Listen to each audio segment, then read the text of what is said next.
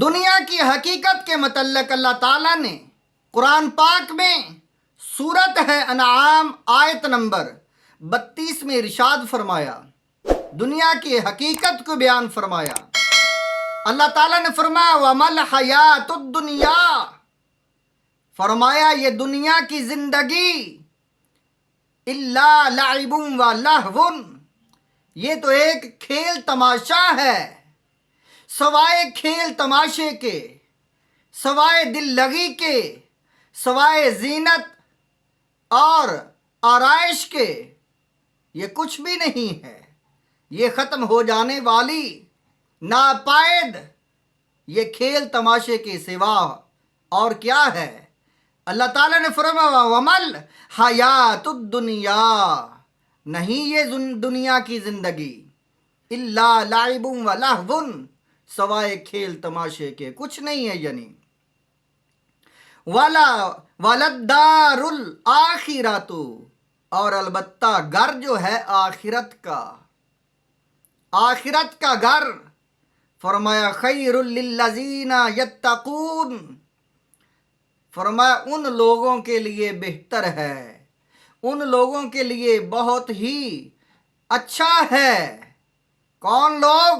وہ لوگ جو متقی ہیں، جو گناہوں سے پرہیز کرنے والے، اللہ سے ڈرنے والے، نیک لوگ، گناہوں سے بچنے والے، ہمیشہ کی زندگی، وہ لذتوں والی زندگی، وہ جنت الفردوس والی زندگی، وہ آرام اور سکون والی زندگی اور دائمی زندگی ان لوگوں کے لیے ہے۔ وہ مقام ان لوگوں کو ملے گا۔ کون لوگ؟ فرمایا جو نیک لوگ ہیں، جو متقی ہیں۔ یہ دنیا جس کے پیچھے ہم دوڑتے ہیں، خزانے اکٹھے کرتے ہیں، دولت ذخیرے کرتے ہیں، دولت کو اکٹھا کرتے ہیں اور اتنا جمع کر لیتے ہیں، اتنا جمع کر لیتے ہیں کہ اتنی ہمیں اپنی زندگی کی امید بھی نہیں ہوتی۔ فرمایا اے انسان، یہ دنیا کی زندگی ناپید ہے، یہ سوائے کھیل تماشے کے کچھ بھی نہیں ہے۔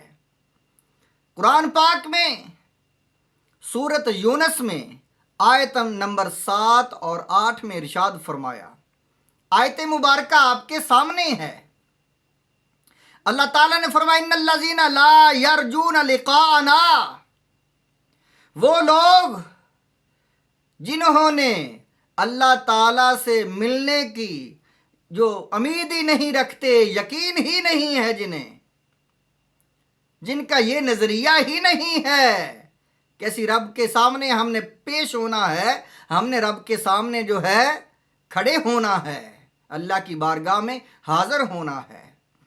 فرمایا ان الذین لا یرجون، جو امید نہیں رکھتے لقاءنا، ہماری ملاقات کی، ورضوا بالحیات الدنیا، اور دنیا کی زندگی سے راضی ہو گئے، خوش ہو گئے، بس اسی زندگی کے ساتھ دل لگی ان کی ہے، دل لگا لیا اس زندگی کے ساتھ۔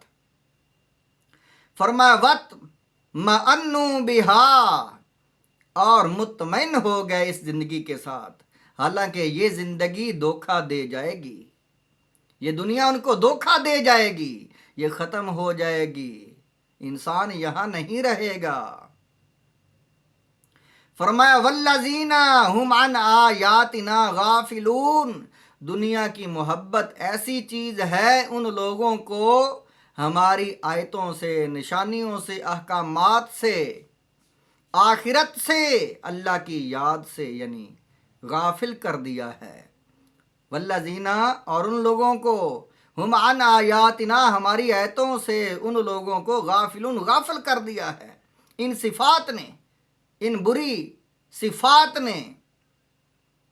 فرمایا اولئک مأواہم النار، وہ لوگ اپنی آخرت تباہ کر بیٹھے، ان کا اولئک، ان لوگوں کا، مأواہم النار، ٹھکانہ، جگہ، مقام جہنم ہے۔ بما کانوا یکسبون، جو وہ کرتے رہے، کماتے رہے، انہوں نے آخرت کو نہیں سنوارا۔ وہ دنیا ہی سنوارتے رہے، آخر دنیا سے رخصت ہو گئے، دنیا ان کے ساتھ نہ چل سکی، وہ دنیا میں نہ رہ سکے۔ یہ ہے دنیا کی حقیقت، یہ دنیا کھیل تماشا، یہ دنیا دل لگانے کی جگہ نہیں ہے۔